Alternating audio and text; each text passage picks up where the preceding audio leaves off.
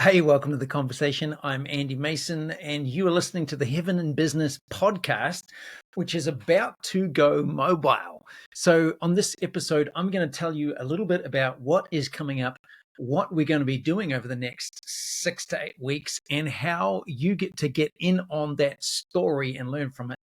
Firstly, what's happening? We are actually about to pack up. Now, you can look behind me if you can see the video of this. My shelves are empty. This house is just about empty. It's a rental house. We have purchased a house, so we're literally moving everything into storage this weekend. Then the following week, we head to Atlanta for the annual Heaven in Business conference with about 200 business leaders from all over the place. That's going to be outstanding. And then we get back and we hop on a plane to go to New Zealand. Now, we're not just going to New Zealand. There's a workshop coming up in New Zealand on the 15th. Then there's a retreat in Queenstown, the 22nd to the 26th.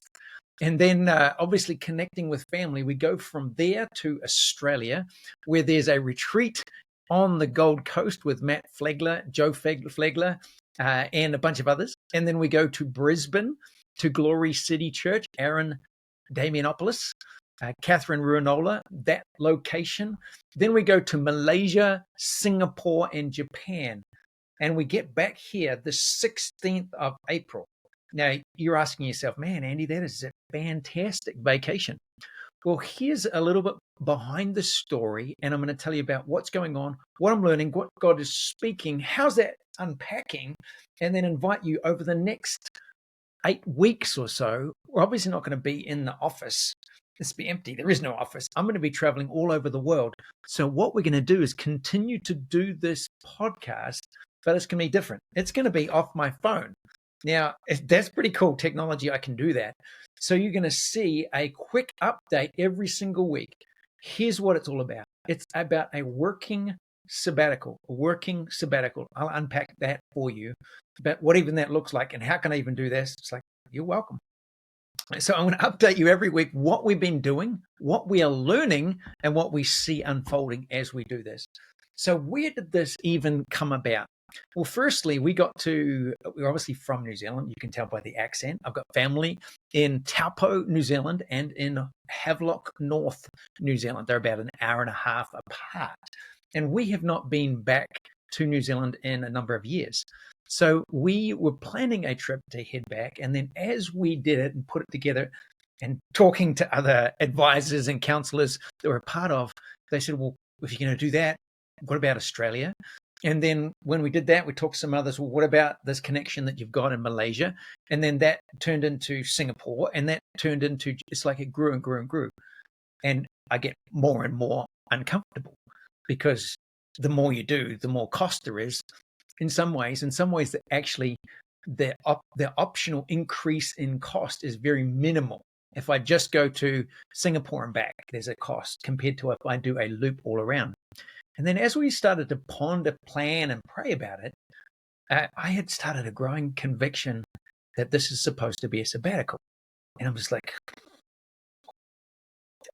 I tried that once before.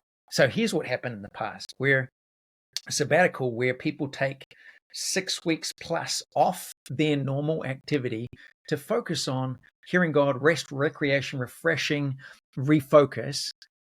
And I remember having one of our board members coming and talking to me, Tony, and saying, Andy, I had a dream about you that you need to take a break. I'm thinking a sabbatical, and I'm on your board, so we can make sure that happens. So I ponder it. I go and talk to Janine about it, and Janine, she's so wise. She said, so what's this going to look like? And I said, well, it's going to be 6 weeks, at least 6 weeks. We'll plan it out. We'll talk to some people and learn some more about sabbatical. And, the first 2 weeks, I'm probably going to sleep and refresh. And then I've got some things I'd like to grow and develop and read. And she goes, so it's basically a 6-week vacation. I'm like, no, not really. And I try to defend and justify. And then she says this, Andy, what if you did sabbatical as a lifestyle rather than an event? And that struck me. And now that was about 10 years ago. And since then, I've started to add more and more fun, play, enjoyment, activity, the things that refresh my soul into my daily and weekly, I wouldn't say schedule, but life, to add rather than an event, do it as a lifestyle. If you're not doing this, an event will never fix it. I am not an event-based follower of Jesus. It's a lifestyle. So anything that is an event is not real. Come to a conference. It's an event. You will have an experience that will change your life, but it'll only stick if you go back and actually apply it to your lifestyle, which is why we do the events that we do the way that we do: activation, connection, impartation, and be overwhelmed by the presence of God. So the majority of business people can't do a sabbatical. You can't take 6 weeks off. So she was wise, and I said no. Well, fast forward to 10 plus years to where we are now, different stage, different season of life. There's these trips going on, and it's like this conviction. Okay, this is a trip, but it's a sabbatical. Well, it's not a sabbatical because I've got these events packed in the middle of these things. Some of the places that we're going, the organization ahead of time is immense. Just logistics and people that we're staying with and places that we're going. And then fast forward to, well, the side of that is the cost. I'm freaking out about the cost of it. And then if you scroll back to some previous podcasts, the flights alone were about $20,000, and I'm freaking out. And yet I have this conviction, God saying, trust me. I'm like, oh yeah, I do. My lifestyle, the evidence of anxiety in my life around the money would tell you, no, you don't trust God. So we're going through this process. In the middle of that, I go and take a trip to visit a client. And he says, look, I'll reimburse your flight, the $500 flight to visit the client. And 24 hours later, he sends a check. And the check is $20,000. He knew nothing about this trip to New Zealand. I'm like, okay, God, you are who you say you are. You never let the righteous forsaken or their children begging bread. I can trust you in this process. So that was one. And then the second thing is this conviction. It's a sabbatical in the sense that I am pausing all of my individual one-on-one client calls, which is the second and the fourth week of every month. And then I'm also pausing the mastermind groups, of which there are 2. Now, between the 2 of those, that's a substantial portion. That's really our bread and butter. That sustains us. Well, there you go. You caught me out just even in saying that. Is it that sustains you, Andy? Or is it that you live by bread alone or by every word that comes from the mouth of God? So I'm having to walk this out. And as we've made these decisions step by step by step, it's like I make the decision and then God comes through. So we made the decision, we paused those all, and then boom, God takes care of underwriting some of the overhead costs of while we're traveling. So here we go. It's still risk, it's faith. And then in the middle of this, I start to read. This is on Sunday. We hear Will Hart, the little church that we go to. He's a part of Iris Ministries, if you haven't heard of that, leads that. And he's a part of this little local church that we go to here in this Franklin, Tennessee area. And he opens up this passage in the book of Exodus. There's, if you read it, between about chapter 24 and about chapter 31, there's 2 contrasting stories going on. One, Moses going up the mountain has this experience with God, and it's 40 days and 40 nights. And we all know that's where God gave him the instructions. But it starts off with this. It's about chapter 24. You can go look it up. And he says, God says to Moses, and go and effectively invite the people to willingly contribute whatever they want to contribute, but it's a willing offering or a contribution of gold, silver, clothing, a bunch of different stuff. And God says, and I will take that and I'll give you instructions how to take what you give me and you give it back, and I give it back to you, and you will turn it into something beautiful called a tabernacle, a tent. And the reason for that is if you give me your stuff, I will set it up in such a way that I will dwell with you. It's 40 days. I mean, I think, what on earth did they do for 40 days? Because it's information, isn't it? No, we'll come back to that. But at the same time that is happening with Moses, we've got the people down below, down the mountain. There's 70 elders that had this phenomenal time with God. Then they somehow, it says, they got impatient at the delay in Moses returning, in the midst of the uncertainty and lack of clarity, they say to Aaron, the priest, Aaron, you demand of us our gold, our earrings, take it off us. We'll get it. We'll give it to you. And you give us something that we can see, taste, touch, feel, that we can control, because we don't know what's happened to this man, Moses. And we need something that we can see. We need something we can form, because it gives us confidence and security and sustains us. And Aaron listens to the people, takes their gold, and turns it into a golden calf, and then sees the response of the people who are like, wow, this is our God. This is what brought us from Egypt. And so he sets up in front of that an altar, and then they have a full-on pagan orgy, which is just despicable. And that's when the story just goes south. What's the point? Two contrasting situations. One, God saying, give me your stuff willingly, and I will turn it into something that will be beautiful, outstanding, so that I can dwell with you. But it takes 40 days. It's not just about information. It's about being His presence and being transformed and renewed. It's a 40-day time with God. And the second thing, this impatient, compulsive, controlling approach with leaders that are dysfunctional, wayward, and are willing to just respond to the crowd, and then turn that into something that seemingly we can control, but actually enslaves the people and results in death. What do you want?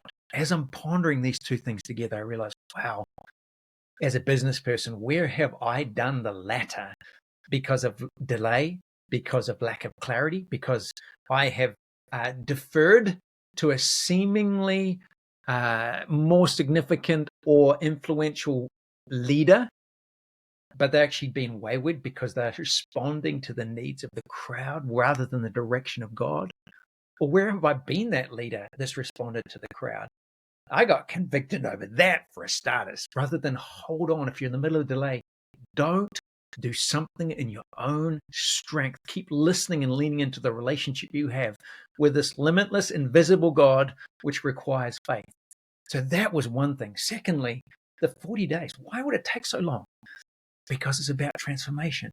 And then I have this thought, Andy, how long are you going to be traveling in this sabbatical? And I realized, I look it up, it's 42 days. Light bulbs going off. Is this supposed to be? What is this? And then I say, okay, Holy Spirit, what do you want me to learn? Or what do you want me to know through that time? And it's like simple. Listen and then write down what you're hearing. Well, I can do that. That's easy enough. And then secondly, it's like, what else is going on? I suddenly have this thought, a working sabbatical. It's a working sabbatical. It's a sabbatical, but it's a working sabbatical. There's some things that we've paused, but there's time, a lot more time to refresh, relax. These trips that we're getting to do, we're getting to pour back into the local community. That's Taupo. Tell people, if you know anybody near Taupo, New Zealand, come and join us the 15th of March. You can see that on the Heaven and Business website. We've got 3 days in Queenstown. We've got time in Christchurch meeting with business leaders. Everywhere we go, it's meeting with key business leaders, having meals, connection, and then minister to one another with both the spiritual. We can pray, prophesy, we can minister grace of God, but also the strategic business input and wisdom that we've gained from decades of doing what we're doing. Plus, we've got people with us. I mean, that's an explosive, wonderful mix of what we're going to see in New Zealand, Australia, Malaysia, Singapore, and Japan. And then looking at the strategy of finding the person of peace and stay with that person of peace, walking with them to see them healthy, whole in every area, not just in mission and assignment, but also in their finances, in their marriage, in their family, in their influence, in every area. So stay with the person. 2, multiply skill sets, which is taking people with us, seeing how can we bring in people and activate them in this process also. And then number 3, serving the local community. So you'll see that we're under Heaven and Business, and then under Hope Directive, which is our nonprofit that does the same, just in places that cannot afford it. So where this is all coming together, where did all this all come out, and what does it mean to you? So I know it's God. I'm seeing His fingerprints all over what we're doing. I still don't have absolute clarity. I just know it's a period of time where we're pausing things, we're leaning in and listening to the next strategy of what do we do with Heaven and Business in the online community? How do we structure the curriculum, which is not a curriculum, it's a toolbox? What are we going to do with working with these different individuals? What about this next generation of kingdom leaders in the boot camp that's been percolating? All these words that we got, what we're doing is we're going to be sitting, listening, taking time daily to listen to his voice and write it down, and then trust that the connections that are going to happen in the process, God's going to just give us the keys and the insight that we get to do this.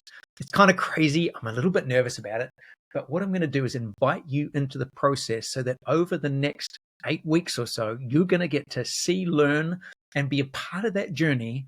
And then all along the way, is be asking yourself, what can I learn about this?